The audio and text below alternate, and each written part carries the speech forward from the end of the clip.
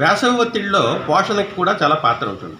అంటే ఉదాహరణకు మనకి పచ్చగడ్డిలో విటమిన్ ఏ ఎలా అయితే దొరుకుతుందో, మనకి సూక్ష్మధాతువులు అంటే జింకు, కాపరు, ఐరన్ ఇటువంటివి మనకి లోపించే అవకాశం ఉంటుంది.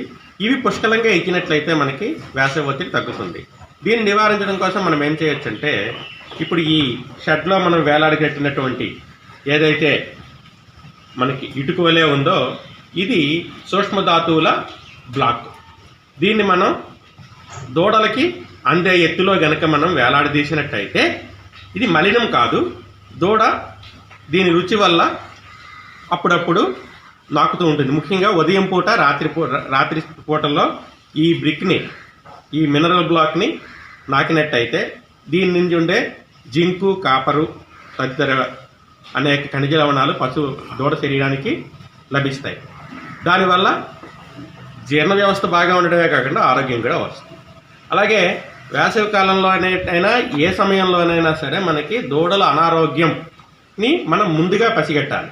దీని లక్షణాలు ఏంటంటే, ఒకటి శ్రద్ధగా మేత మేయకపోవడం మొదటి లక్షణం. ఏదో అది చురుగ్గా తింటుందా లేదా అనేది మనం చూడాలి. అదేవిధంగా స్పందించడం. మనం దూడ దగ్గరికి అంటూ వెళ్ళినట్టయితే అది స్పందిస్తుంది. అంటే నించోవటం కానీ, కొత్త వ్యక్తులైతే బెదరడం కానీ, అలవాటైన వ్యక్తులైతే దగ్గరికి రావటం కానీ ఇటువంటి స్పందిస్తుంది.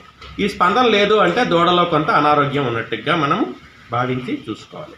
అలాగే పేడ ఎలా ఉంది అనేది, పేడ ఒకవేళ బాగా పలచగా ఉన్నట్టయితే దానికి జీర్ణ సమస్యలు ఉన్నట్టు, పేడ వేయకపోయినట్టయితే దానికి కడుపుబ్బరాన్ని మనం ఊహించగలగాలి.